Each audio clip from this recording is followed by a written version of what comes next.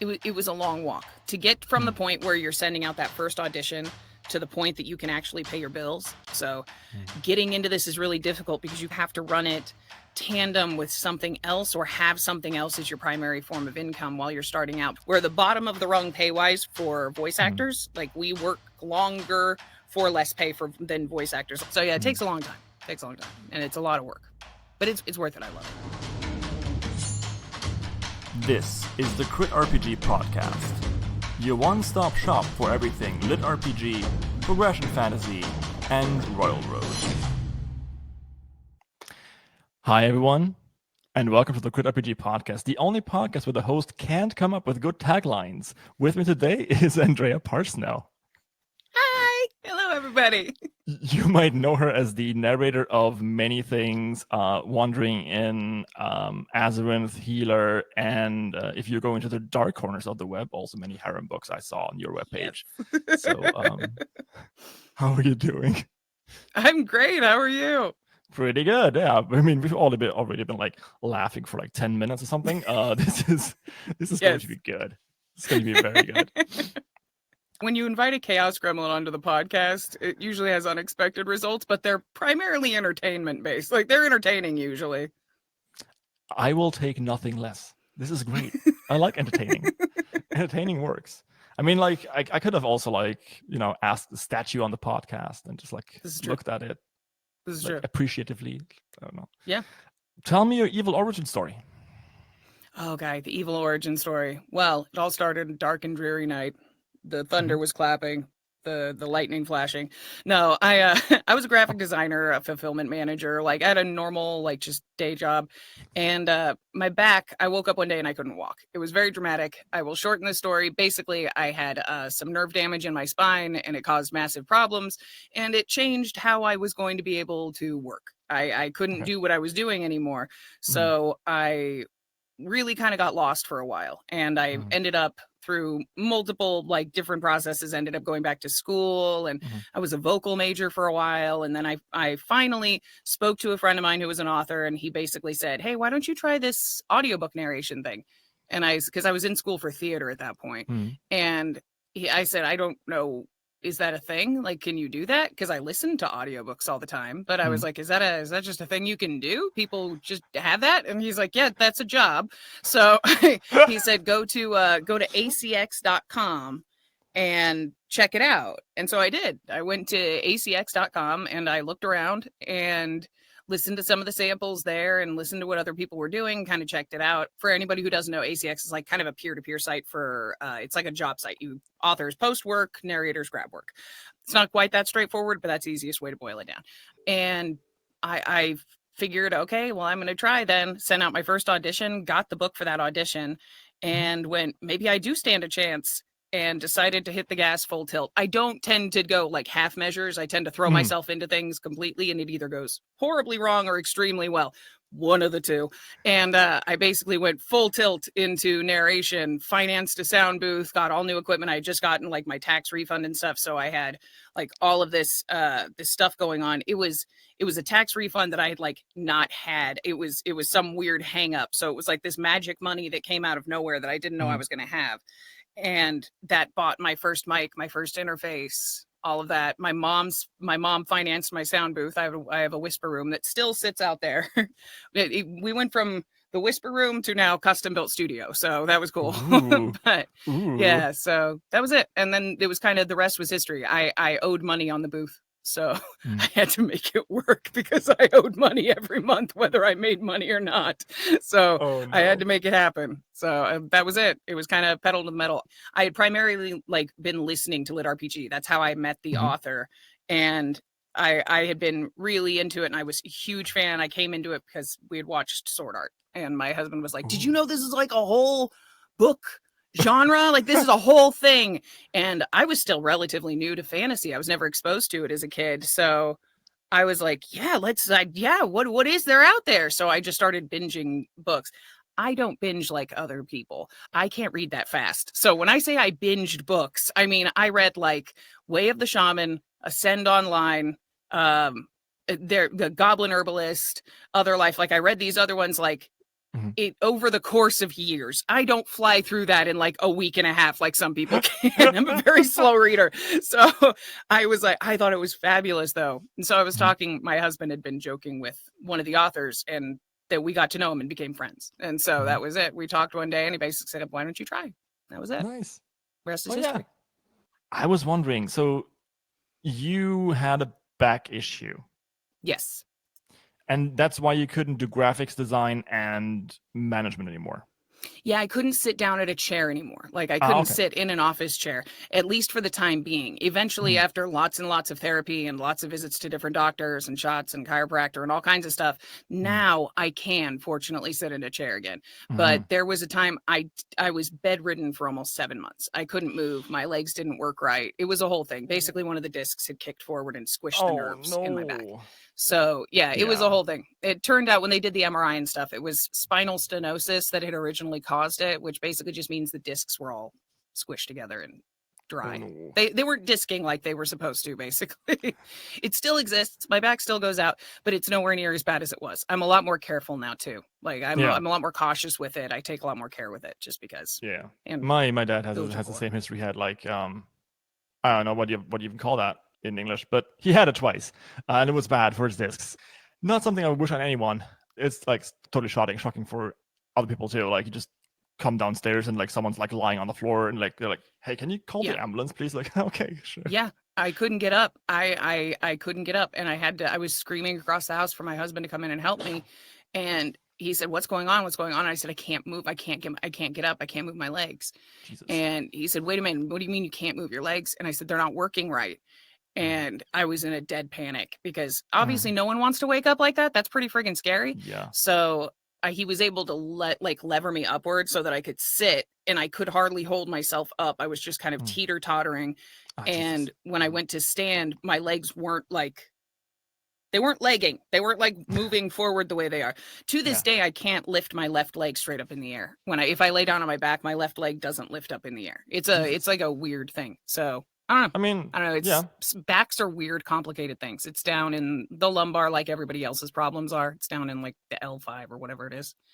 So it's not a great place to do surgery. They couldn't. And it was a mess. It was 6-7 months of absolute hell and then years of therapy and trying to get it better. So it was rough. It was real rough. It sucked. To put it lightly, it sucked real bad. How are you with jokes about a thing? Oh, so good about it. You have to laugh. My husband has cerebral palsy, and I couldn't walk. We're a team, man. We work really well together. I have rampant ADHD, so I can't remember anything. So we make the joke that I'm his hands and he's my brain. Like that's how it has to work because we have to work with each other. And after he's yeeted pie across the house for the 6th time in a month, or after I've just teeter-tottered over and literally forgotten the one thing that I was supposed to remember 5 seconds ago, we work well. You have to laugh. If you don't laugh, it'll slowly consume you. So no, I was a weeble wobble that fell down all the time. I was a failed weeble wobble before. No, I was just gonna say that like fortunately you put your back into it and then it worked again. So. Exactly. Yeah, that was the key. That was the real key. Yeah. Broken it may be, but it still works. Okay. The last one here. So you managed to find film fulfillment after all. I did. And it was far better than the other kind too. I worked at a company that now when I look it up online, because the name of the company is an acronym for something else. So something else I was doing sent that acronym and I was like, no, they're not back. No, I'm not working for them, right? Because they were like ancillarily related to publishing. I worked in magazines and I saw that and I went, no. And I Googled them online. There is nothing positive about this company online. They are literally listed on every scam website. Like, magazine scams. This is magazine scams. It's magazine scams. And I'm like, no. Man. Oh, no. It is a scam, but it's not actually a scam in the way you think it is. It's scamming advertisers. Yeah, I'm an accessory to scamming advertisers with inflated numbers, basically. We shall name you. Magazines run on advertisements. That's all it is. We shall name you accessory Parsneau. Anyway, exactly. or we could not. Okay. Well, I go well with everything. That's a harrowing kind of story. I mean, you have a beer. You have like a stein. That's nice. Oh yes, this was from a subscriber. Listen to me, YouTuber. No, this is from a listener. They sent it to me. I thought it was the cutest thing. It's like a little cracked library Yeah, behind a wall. awesome. Yeah, I it's mean, nice and tall and narrow, so it heats well on my speaking hot of plate. subscribers, there's bonus Yeah. material on Patreon. Like I have to do it somehow. Like There you go. I don't want to do the ad again. I mean, like if you guys want to, you can spend $666 and then buy the kazoo ad again, so that Shirtaloon has to buy more of the other ads, so that that kazoo ad goes away again. I would very much enjoy that. But how about we don't? Yeah, that was also an epic saga. I will tell you about it later on in the bonus tutorial after the show. But yeah, so the main question I kind of have is, you said you read slowly. Yes, I do. But you narrate fast. Yes, because I've already read it at that point and I'm not reading for comprehension. That's one of the difficult things with ADHD is I have a little bit of trouble processing things really, really quickly.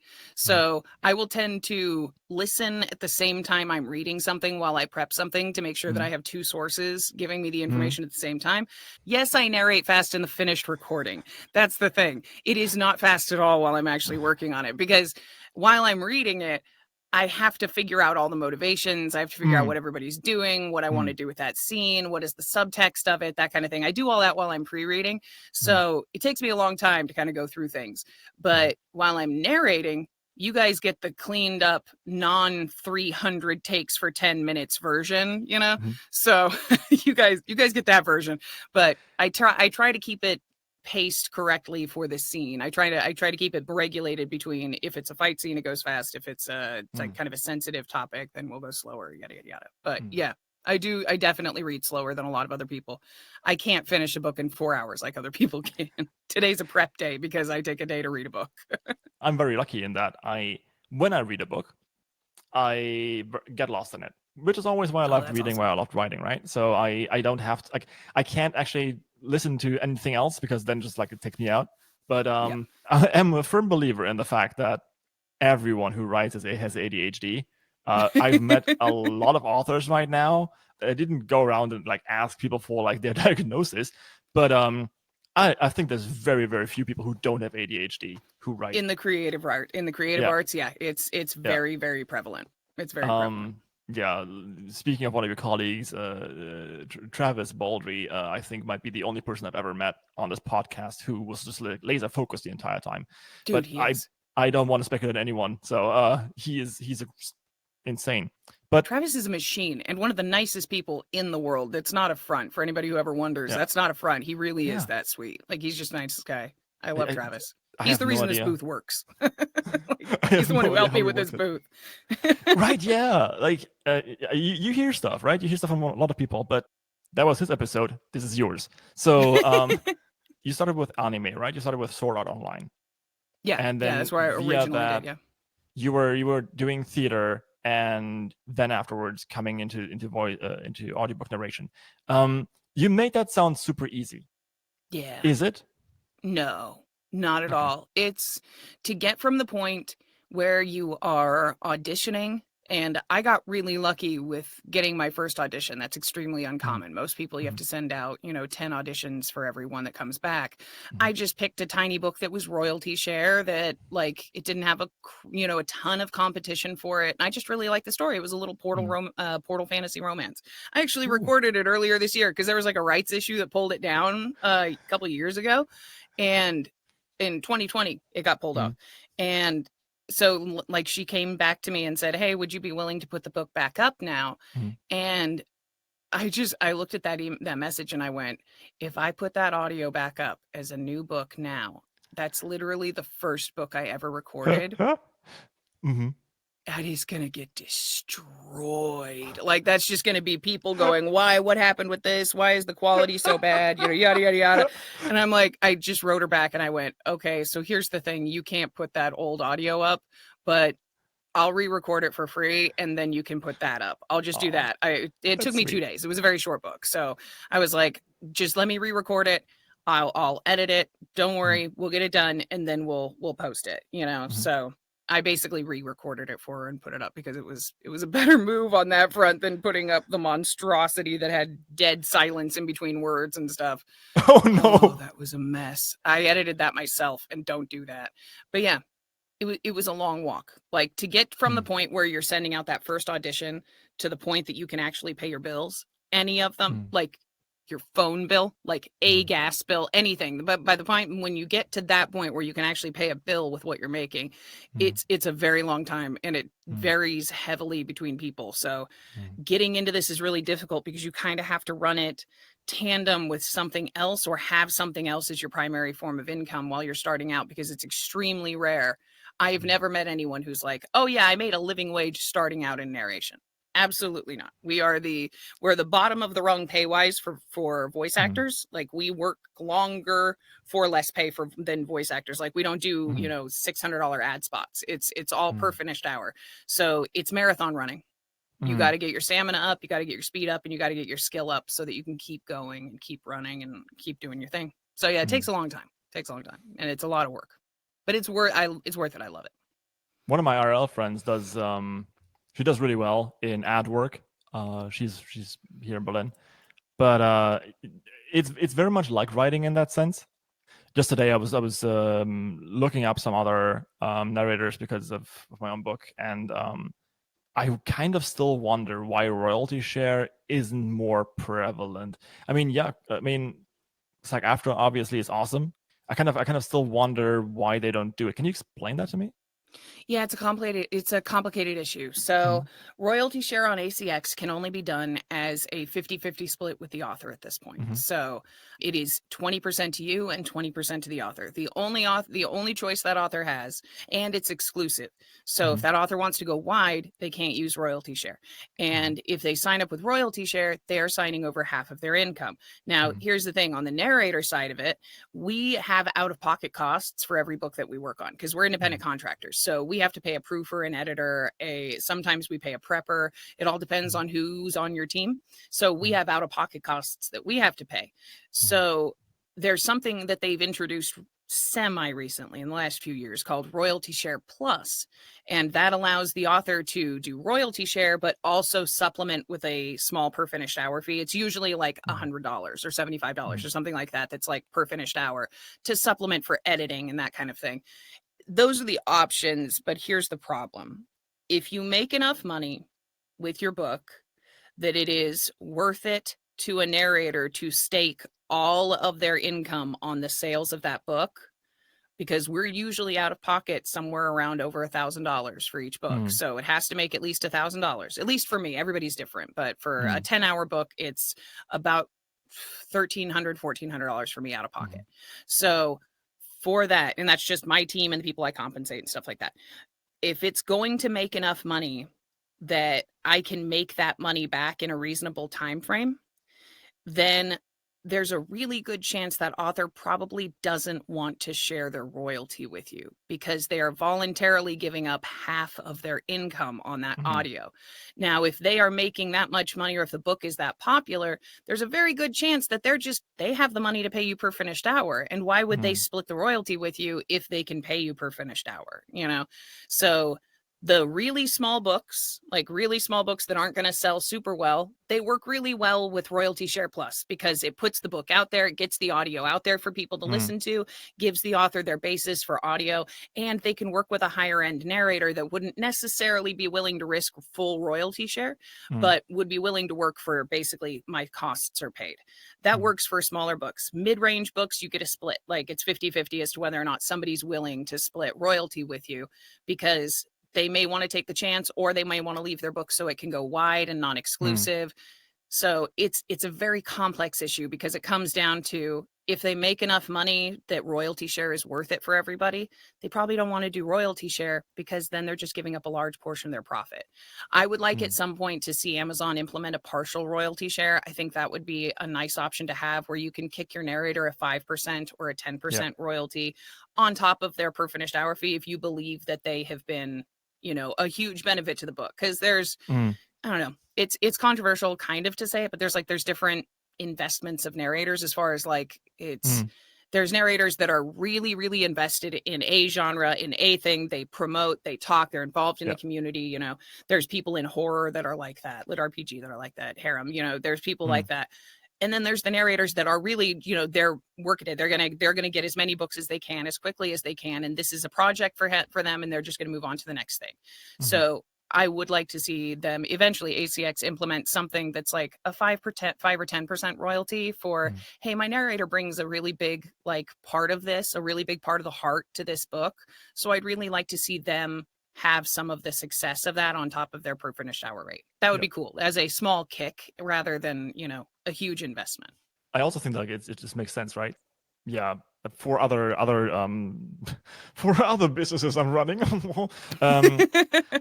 I very much believe in being very transparent about all the money I earn, and then kind of, you know, like making also transparent like what I take out of it, right? So what is my contribution to this business? Why do I deserve to have to get money or not, right? Because just having the idea and then not letting other people work is not. They wrote a book about that. It's called Das Kapital. So this is that part of the podcast. So we're going to skip about that. We're going to skip that.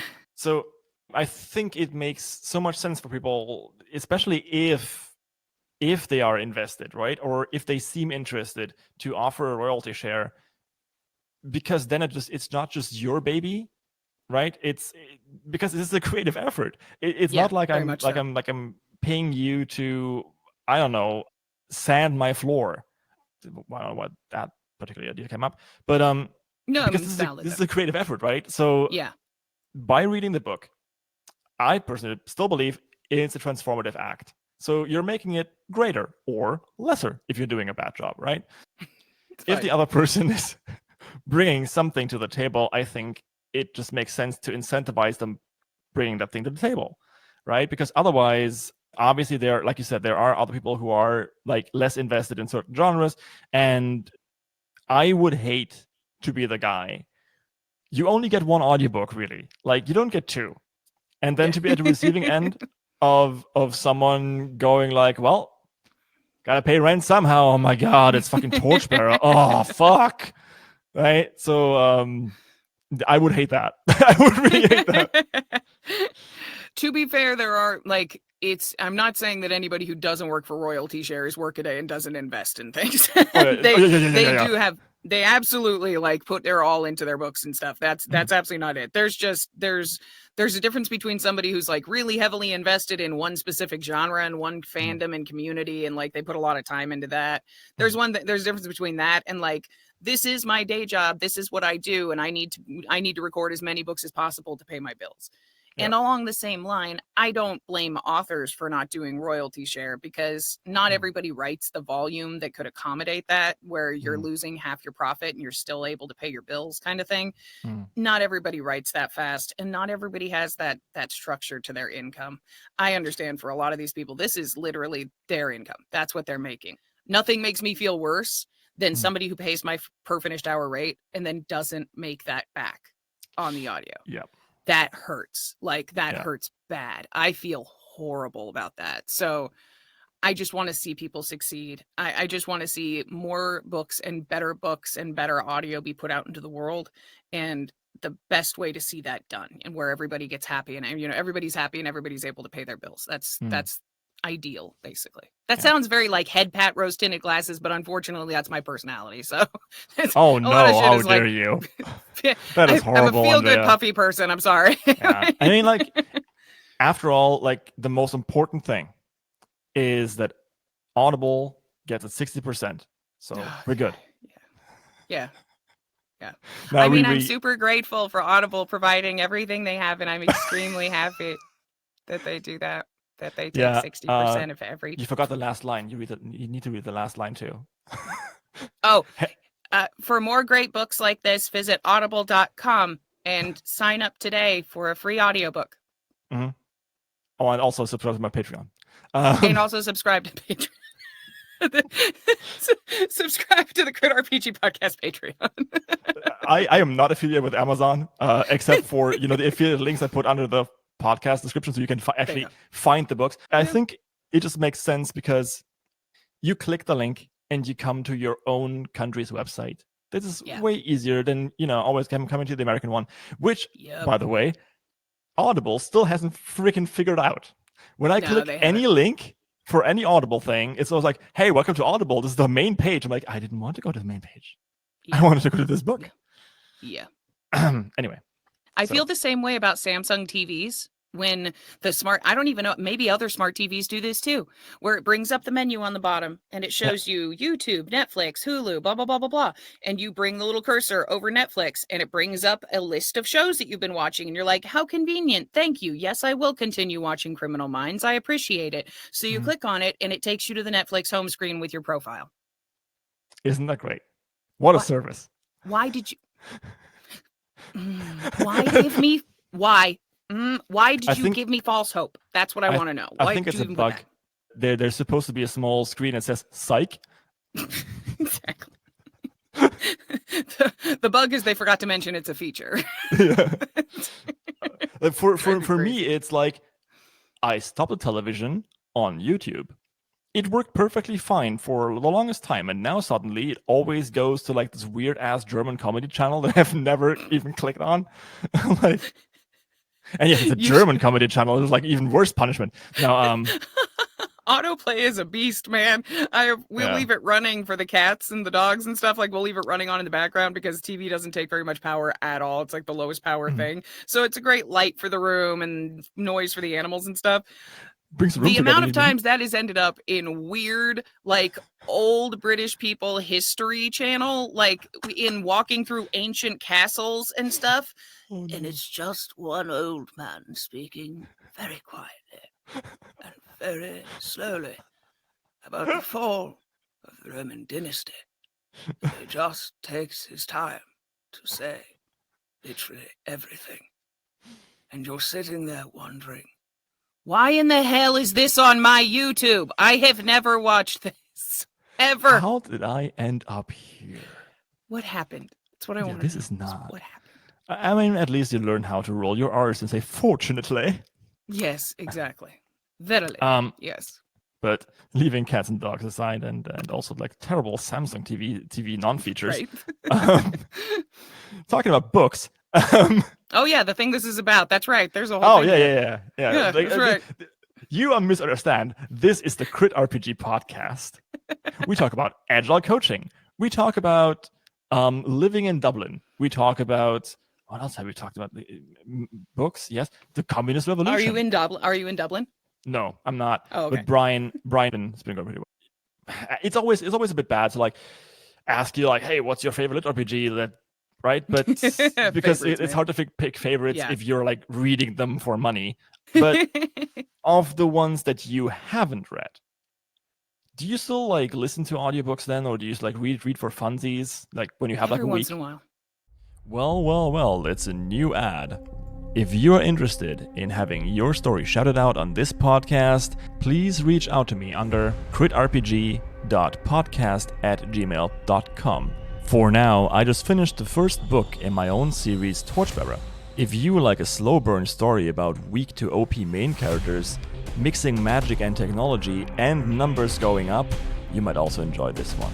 You can find the link to my link tree down below. And that's all for now. Thank you very much for listening and or watching, and let's get on with the show. Yeah, every once in a while. It's not as often anymore because it's just I get overwhelmed and I can only handle so many stories in my head at the same time. Plus, if I'm reading for fun at the same time while I'm recording a book, unfortunately, that can cause a whole... I might start thinking the wrong things about the book. Like, it'll cloud the knowledge, basically. Tell me about it. It's a problem. I don't need all the stories conflating into one great mega tale that doesn't make any sense to anybody but me. But yeah, I do still, but I tend to not read in genre anymore just because I narrate so much in genre. My favorite recent series, I mentioned it a couple times because it's so good, are these two little anthology books, and they're tiny books, but they're little, they're anthology. They're not that small. They're probably that big, but they're anthology books written by, I think it's a Swedish author who writes about this little old lady who's a serial killer, but she's a serial killer of convenience. And it's basically like the girl who's trying to push her out of her rent-controlled apartment. It's by being Okay. like bratty and pushing her out. She kills her with a chandelier kind of thing, like that kind of thing. It's nonsense, and it's called An Elderly Lady is Up to No Good. Oh god, that's great. It's so good. Totally There's recommend it. They're fast reads. there's this German book series. I think it's being translated already, and it's called Mindful Murder. Um, it's about this guy who gets involved with the mafia and like starts killing people, but he has to be very like, but he does, in order to get over it, he like starts going to therapy, and then his therapist is also kind of like weird, and so that like it teaches you mindfulness while also being gruesome. It's great. and and so the first one is called achtsam morden, so a mindful murder, or murdering mindfully. And then the second one is called the child inside of you wants to murder mindfully. And then there's like a third one that I forgot. It's really good. That's amazing. The child inside of you wants to murder mindfully. Yeah, I knew that was a little murderous turd in there. I knew this it. is like in German it's das Kind in dir möchte achtsam morden. It's That wonderful. makes it sound so much more sinister. it's so much more. I beg your pardon. German is a very, very wonderful language. It's beautiful. Yeah. And vaguely threatening at the same time. Gorgeous. Und aus den Wiesen steigt der weiße Nebel wunderbar. It's like It's so it's pretty. Morgenstern. It's really Yeah, good. it's gorgeous. Yeah, I lost the thread. Again. No, like I'm gonna blame you because you had to get ready still, and so my medicine ran out. So I'm doing this completely unmedicated, and this is all your fault. I will take that lightning rod all day. Absolutely. Okay, so we talked about books that you like and lit RPGs and not reading that much more anymore in genre, which makes sense because I mean I still do. I have to force myself to do it because I am a bit of a dick sometimes, I feel like. And okay, well, okay, it's okay to think these things, but like I read stuff and I'm like, this obviously is not very well crafted. And look at this. This word has been doubled thrice in the last 4 sentences. Yeah. And same thing happens for narrators. Yeah. Yeah. I know. But you know, I read all the stuff and then I'm like, you really have to consider like what does the book actually want to do, and then see if it succeeds in doing that. And most lit RPGs succeed in being lit RPGs. That's good. Very much so. Yeah. Is there anything that you would like to see more of in lit RPG? It's hard because I think the genre is slowly moving in a good direction. So I don't want to curse it because I think it's slowly moving toward a place of kind of I like seeing more female characters. I like seeing more fair LGBTQ plus representation, like not as a joke, not as like a quirky side character that sells you fabulous things, but as a, a genuine, like a real, like firm part of the story or something like that, not played for a prank or a joke. I think that'd be awesome. And the genre is slowly moving that way. No one wants to put an agenda into anything. It's just I like everybody to be able to read lit RPG and find themselves in a book. That's what I want. My stick about this is always like whenever people listen to this, maybe you've heard it before, if you're listening to many of the other episodes, because we talk about like representation and stuff like a reasonable amount of time. I always feel as though it's hard for some people because lit RPG has always been like this like very male oriented thing, and it was their escapism, right? It was like, oh, the last place where men could be men. And I'm saying this a bit facetiously, but it's like that. And now they're feeling threatened and like, oh no, there's so much new stuff here and I'm scared of it in real life already. They wouldn't say scared, they would say it annoys me, which ironically is the same thing if you're really looking into it, because it's change and change is scary. So I do think that mixing the spinach in your smoothie is nice because sometimes like I really want to write, or I've tried to write a non-binary character that, like, so okay, this is a hard thing to say. I don't want to sound like making light of the thing. So no, you're absolutely right. Like I just remembered that I forgot to say, and also people of color have better representation. Like I'm like, oh crap, I forgot that part of it too. Oh man, now I feel like a jerk. Rogue Ascension 4. Oh yeah. There's some really good ones that have come out. I mean, Yeah, hell, The Land. The Land is one of the biggest books in the genre that has yeah. a person of color for the main character. So And my friend Sean is now writing The Girl Who Killed God, together with his daughter, nice. and she's adopted, and and it's a black female main character killing That's gods. awesome. Yeah, it's pretty cool. Like That's super cool. this guy can write. Yeah, I'm gonna shove him over to you. That's super cool. No, yeah, he gets picked up really quickly. It's super strange. But so I was thinking, like, I would love to have representation either by intent, and then like either you write the character in a way in a world where it doesn't matter and everyone is just how it is, but then you can't have the token asshole who is like bigoted for some reason. Like you can't. Yeah. That just to have someone to bash and like lord over. No, that's how you get all these people to get very angry at you because they feel maybe rightfully seen, and then they go like, well, I don't want to be like this asshole. Like I'm not like that, right? So you got to understand at some point, or not at some point, you got to understand to a certain degree, I think, that no one wants to be the asshole, even if they have views that are not as progressive as some people might like. Or on the other hand, if you do write a world in which LGBTQ people aren't, normal or standard, then you have to include everything, and that includes that some people from the main cast might not be cool with it, right? Because you have nice people who have like issues with LGBTQ people. Like very much it's really weird. Thanks for going to my TED Talk. It's weird because it's one of those things that when you're like in my brain, I think of it and I'm like, but how can you not see it? How can you not see that that's not fair? How can you not see that that's not? That's right. I get it. Okay. Because I was raised in the church. I was raised as a non-denominational Christian, and it was hate the sinner, or hate love the sinner, hate the sin, love the sinner, hate the sin. We don't love we love them, but we just don't love what they do. And unfortunately, it's taken getting older and away from it and everything.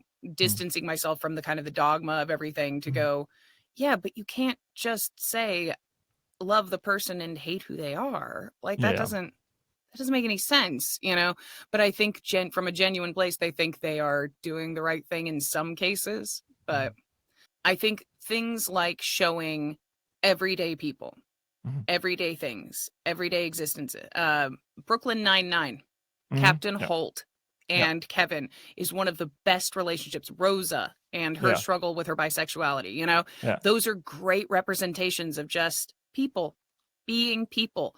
It's not a over-the-top gay villain who likes to, monologue while feeling up little boys and being creepy. And it's like, but that's a completely different thing. What are you doing? That's not representation. That's demonization. So it's a whole thing. It's the same thing happens when you put one person of color in a story and they're the sassy side character who, says, what you talking about, Willis, all the time or something. It's that's not representation. That's it's a caricature. It's like so time is passed and things are getting better slowly but surely, and I hope that they continue to do so. Yeah, I think so too. I certainly hope so. I mean, I agree, obviously. So we'll see what happens, because at the same time, like I don't think that like the stereotypical male power fantasy is going to go away. Like we still have military sci-fi too. So and there's nothing like there's a reason I work in harem. It's fun. I like it. It's escapist. It's it's cool. And I have no problem with polyamory. So it's one of those things where it's like I don't have any issue with it. There's a reason that I don't take on a bunch of new harem authors, because I'm not a big fan of there's a couple things in harem that are still an issue, i.e. the homophobia that's there is still kind of a problem. But I understand that's views that are going to take time to shift, and I'll just leave that. But I love working in all genres because I like all aspects of life. I like seeing all of it. But at the same time, I've been around for 7, 8.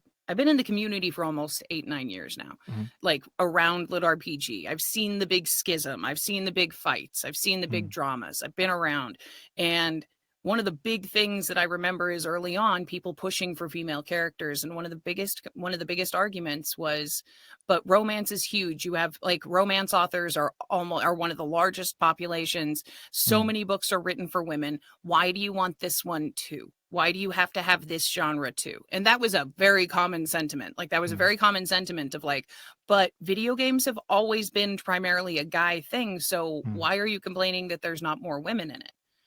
And I get it. I'm glad that is slowly shifted over time to include, because it's not replacing anything. You're not replacing your books. It's just more books for everybody to enjoy. That's it. I want more books for everybody to enjoy. I did actually have one book with a non-binary character. Yeah, that's Rise, Rebel, Rise, Last Chance series by KT Hannah. Dare is non-binary.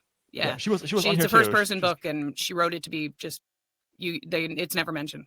Yeah, actually, she said so when she was on. Like the main character doesn't quite know or care. Yeah. It's really great. Yeah, it just never comes up. Really great. Yeah, I thought it was really cool. Yeah, it took me a while to realize that Dare was. I was like, wait, I don't know if is there a guy or a girl, and she's like, I don't know.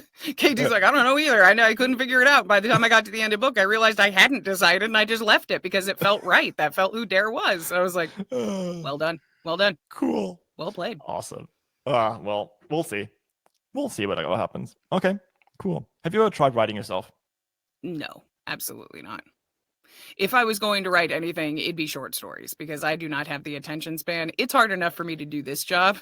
And that's because I'm reading somebody else's work and I'm accountable for that. And I want to make sure I'm doing a good job. If it was just me writing, I'd never end up finishing it. I'd just sit there like reading the same stuff over and over again going, no, this paragraph isn't right. None of it's right. It all sucks. Everyone's going to hate it. I'm done. And then just walk away from it. If I'm going to do that, I would dump it into like writing an adventure. No. Because that was a very, very, very good impression of what writing is. Yeah. That's the issue. I dump that kind of stuff into like, if I'm going to write something, I'll write like an adventure for Hayes and I at a tabletop. I'll DM an adventure for Hayes at a tabletop at this point, or write something down. Like I'll write all my ideas down for like, okay, that's what I'm going to do at some point. Nice. Not a novel. No. Okay. I'll leave that to Travis. That's Travis's job. I'll do that. I'll leave it to him. Yeah, and then he'll just like sit down and go like, you know what? I'm gonna plot this book, even though I hate it, and then write another freaking #1 New York Times bestseller after managing teams that built Torchlight for Tattoo, Rebel Galaxy. Oh yeah, Rebel Galaxy wasn't a team; it was him and another dude. Yep. Sorry, not another dude. That sounds very like diminutive, but no. How? Yeah, exactly. He is a superhuman. He really is. And he's one of those people where you meet him and you go, you just couldn't be an asshole. You couldn't be mean. You just couldn't have that thing. I'm sorry, jerk. I probably shouldn't have cussed for that asking. I'm sorry about that. Like, you just couldn't be a jerk. You had to also be the nicest guy in the world too. Fine, be that way. I've known Travis since the beginning, so I can give him crap. But it's like, it's silly. Like, it's silly. It's just, he's so good. And he edits his own stuff now if he's not working for a pub. Like, he edits in line while he's recording. His takes, he takes like 1-2 takes to do something, and then he moves on to the next thing. And I'm like, are you not plagued by constant self-doubt? Like nothing ever sounds right. Nothing ever sounds good. Steel wool on your brain just itching at you that you did it wrong. That doesn't happen for you. And he's like, it does, but I just let it go and I move forward. I address it. He's lying. He's Travis Baldry. Whenever he walks, the earth shudders under his feet. Like, exactly. Like, man, I didn't do it on his podcast, but in the bonus stuff, sometimes I call him Travis Baldry-once just because I can. So it's kind of true. He is he is the queen of narration. It doesn't matter. Gender is non-gender specific to be the queen. This is the case. Same as dude, right? Like, I love it. Yep. I'm Californian. Everybody's dude. Everybody's dude and guys. Like, that's it. I grew up as a non-gendered term for me, and it's hard to adapt. Okay, so how did you get into Wandering In? I gotta ask. Like, oh, guys, the funny thing. Okay, so when I first started out, there were so few stories that had female leads. I was hunting down books that didn't have audio for them, things like Travail and stuff like that that were hiding, that I wanted to do the audio for them and stuff. So I was scrambling for anything that had female main characters. And somebody, like, I was on Facebook all the time at the time, and anytime anyone brought up, like, I'm looking for for female main characters in a lit RPG, does anybody have recommendations? This one kept coming up, The Wandering Inn. And I was like, what is that? So I went on the website, I Googled it, and I found at the time it was Royal Road. I read the entire first book and sent the author, I sent Pirate a message that basically said, I'm a narrator. I would love to do this book. Please let me know if you're interested at all. I would be willing to do this royalty share. Like, I really want to narrate this book. Please let me know if you're interested. And Pirate came back extremely polite and said, I'm not really publishing right now. It's not ready to be in audio. It needs a lot of work, but I really appreciate your interest. If I ever do that in the future, I'll keep your name in mind. Probably 6 months, 8 months pass. Something else comes out about TWI. And I'm like, you know what? I haven't written Pirate lately. I should check up. So I wrote Pirate again and said, hey, I just wanted to say, Happy New Year. Wanted to check in with you, see if you might be interested in publishing at this point. I'd really love to work with you. It'd be really amazing. I understand if not, but please I was just like, keep my name in your mouth. Like, keep my name in your head. I want to do your book. And, thank you so much for touching base with me. I really appreciate it. I'm not interested at this time. Okay. And at that point, I think I can't remember if I wrote it back one more time and kind of nothing came from it, because I was probably annoying Pirate at that point. But I think I wrote them 3 times. But I got a message on my professional page on Facebook from Podium. And it just said, hi, I'm so-and-so at Podium. I'm really interested in talking to you about a project, but it's kind of a long project, so it'd be a unique setup. If you can reach out, we'd love to talk to you. And I was real early on, I was working on like Somnia and stuff like that. And so I emailed him back and said, hey, I'd love to work with you guys, because Podium was I wasn't working with a ton of publishers or anything. So that was a huge honor. I was like, yeah, absolutely. And they came back and said, okay, well, it's this really long book, so, think it over carefully. We'd like to know if you'd like to narrate The Wandering Inn. And I just said, are you freaking kidding me? And they said, yeah, we thought you'd be great for it. And I'm like, yes, absolutely. Yes. No question. Yes. A full yes. I've been trying to get this book for years. Yes. And Pirate, I later talked to Pirate, because now I'm like, I have a relationship with Pirate now. So I talked to Pirate later about it, and Pirate was just like, I'm really sorry about that, by the way. Like, I didn't mean to like skip you over. They offered to like get everything ready and edit and like get it all put together. Like, it was a big offer. They came to me and like shot me for like, we can get it all prepared and do this and take it out of your hands. And they were like, that's kind of the best, man. There's too many theys in this story. Pirate was like, yeah, I think that's the best move. And honestly, getting distance from it and the scheduling nightmares that I was making for myself, that would have been extremely impractical to do on royalty share, because it would have cost me thousands upon thousands of dollars to have that edited.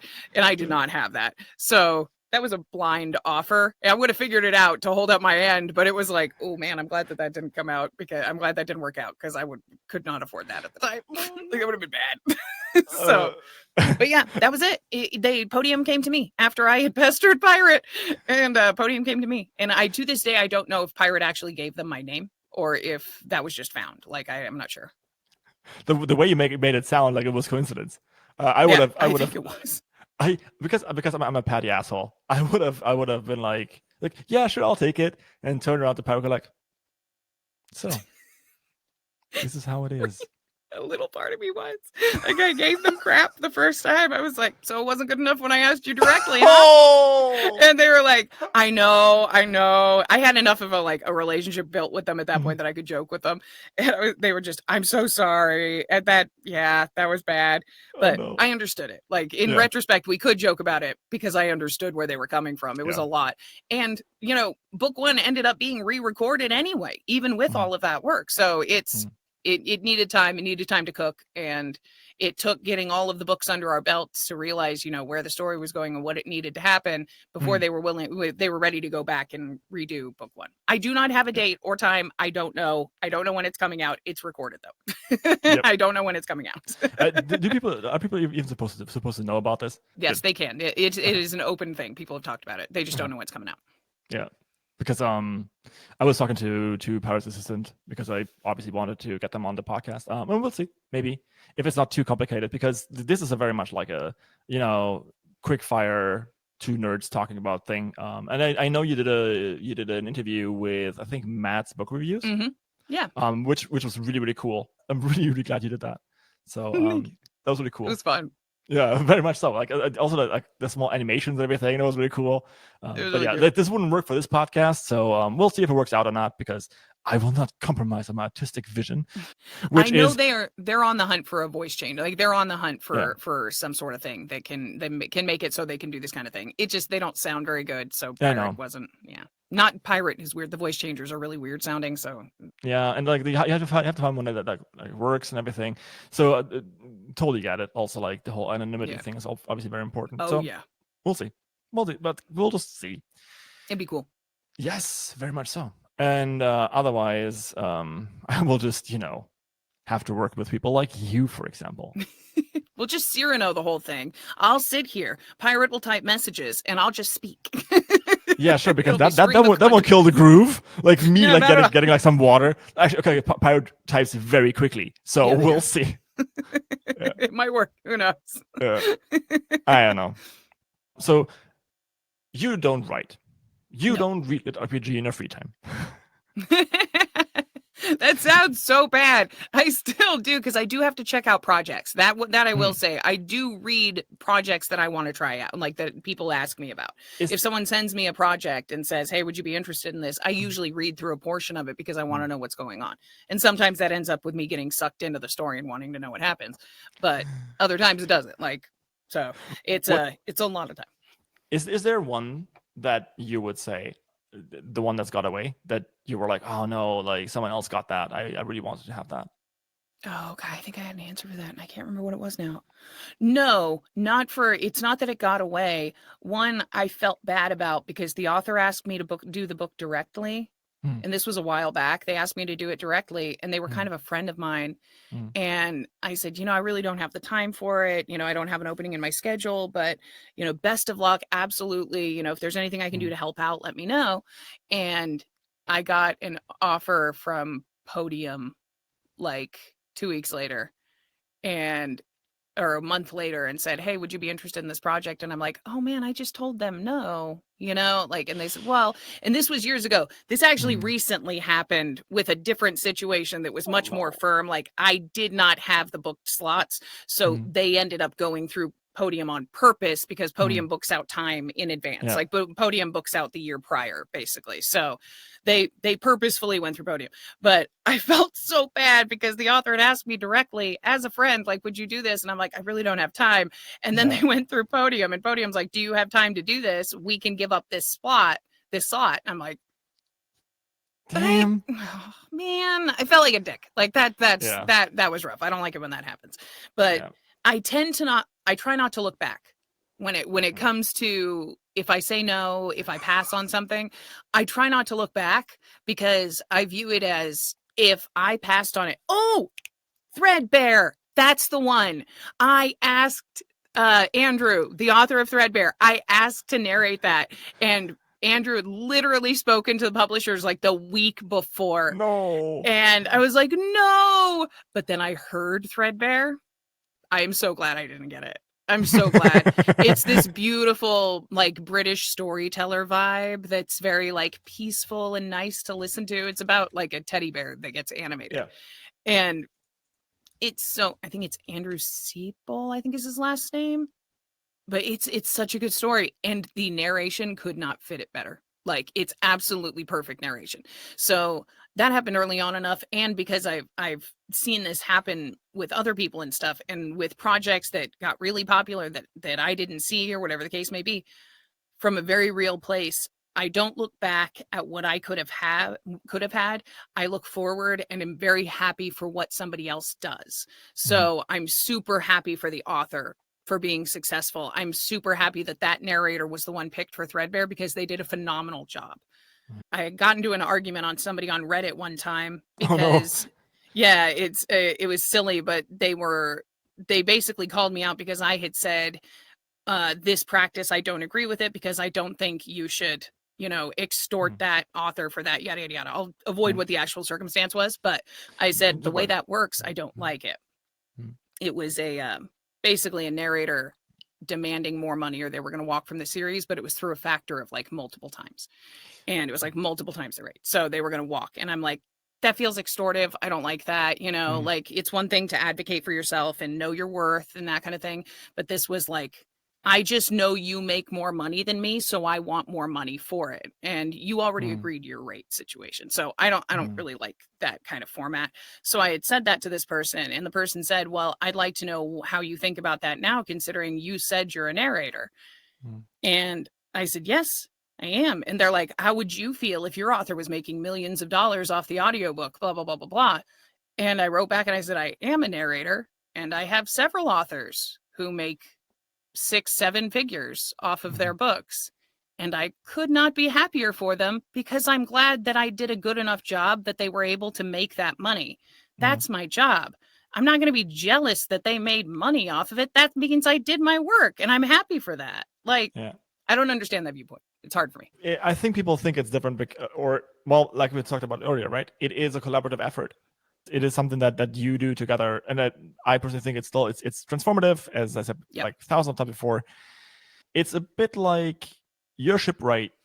You build a ship, and then this person who buys a ship does trading runs on them and like earns millions of dollars, while you only get like 100,000 for the ship, right? So yes, it's different, but yeah, no, I'm not happy with the metaphor. Yeah, but you know what I mean, right? It holds enough because if you do a good enough job, maybe they come back and kick you some money because the ship worked really well for them, and don't do it for that reason. But like maybe they share, or maybe they give you more work or recommend you to friends and you get more work in your schedule because of that. More work in your schedule means you can demand a higher rate, which means your rate goes up overall. And slowly but surely, being kind and building a good relationship and working with somebody and doing the right thing will raise all boats rather than just running everybody else over and saying, no, I deserve yours. So I have to be really careful with this because how you run your business is your business. And I'm not going to tell you how to do it. This is what helps me sleep. This is how I think it should be done. But my opinion is worth approximately as much as everybody else's opinion, which is jack. It's just an opinion on how I think it should go. If you think that somebody is right for demanding more money because the author made more money, cool. I'm not going to argue with you. When I argued with that one person, it was more because they questioned that I was a narrator and I like being snarky. But that's all. But there's an opinion for every person in this industry, and everybody thinks it should be done differently. So this is more just I value relationships in the industry. So I think that's important. Yeah. I mean, professionalism. I spoke about this with Dimi Kirkis the other day. Is very important, I think, especially in our niche. We are all authors. I mean, you're a narrator. It's very relatable. Yeah. It's kind of the same. And you're a one-person business. And you got to consider how your brand or how your person is out there. I am terrified of ever, being at a con and not having a good day. And then someone comes up to me and goes like, hey, are you mad? I'm like, can you please fuck off? Like, I would never do that, of course. But I mean, I'm terrified that I might. Yeah. Because everyone has an off day, but I don't want to be that person. I really don't.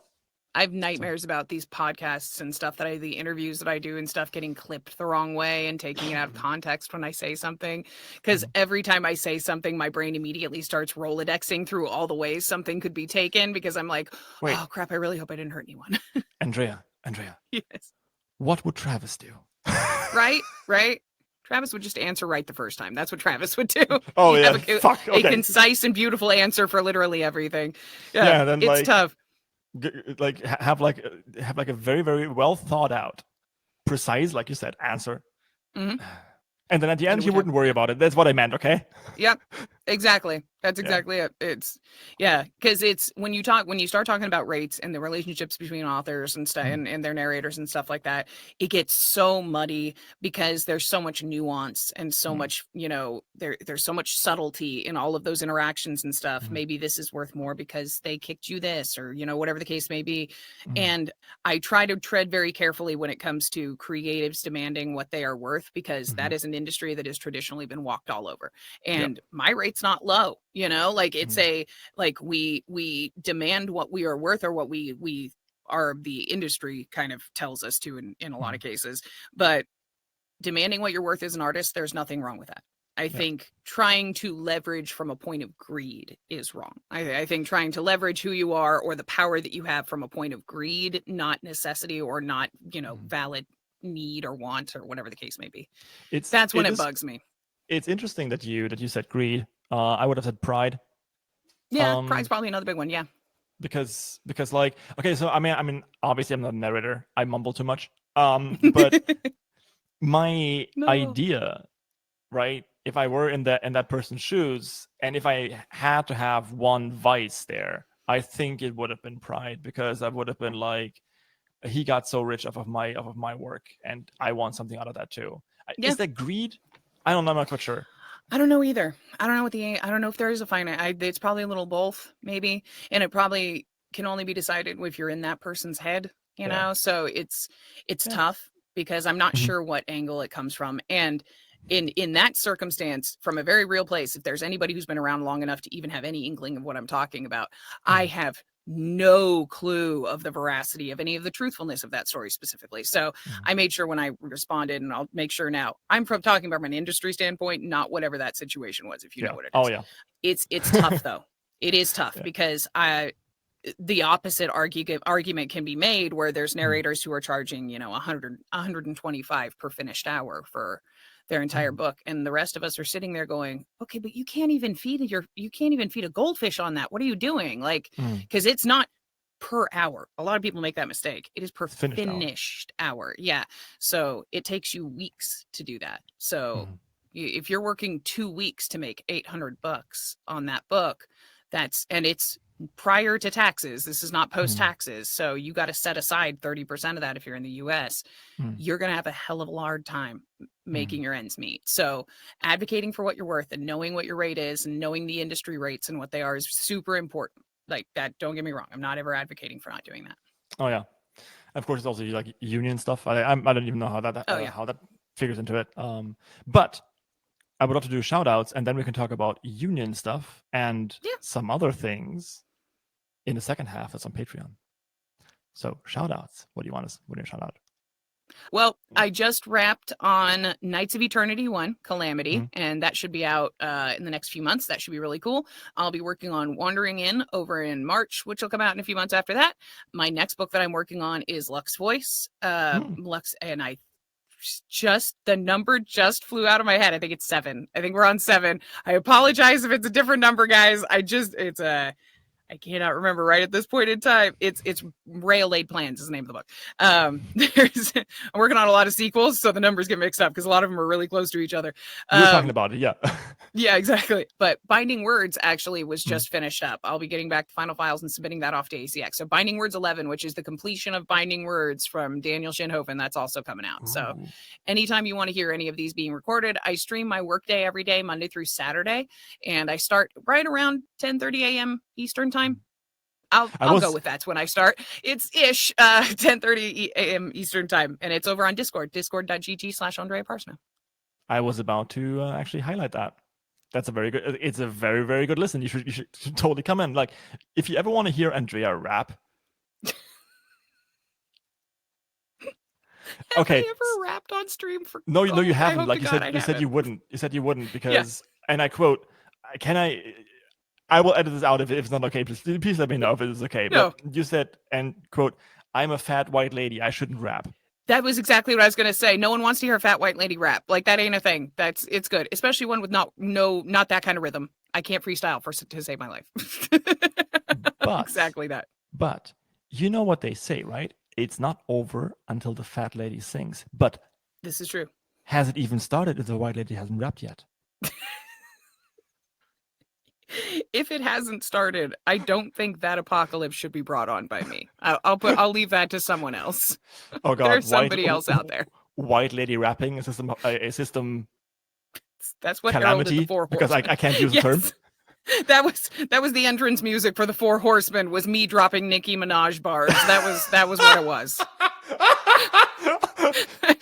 It went badly. Are those trumpets? No, that's a sick beat. Oh god, it's so bad. I never thought that the seventh sigil would be a turntable. Anyway. It's just rough. So yeah, no rapping for sure. I sing occasionally on books, but no rapping. But now we need to, careful, wrap this up. So I can't help myself. Thank you.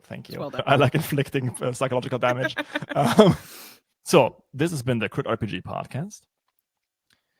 If you've listened to other episodes, then you know the drill. Like, subscribe, follow, do the entire thing. And also there's bonus stuff on Patreon. I think there's more than 1 hour on average per hour of podcast I have.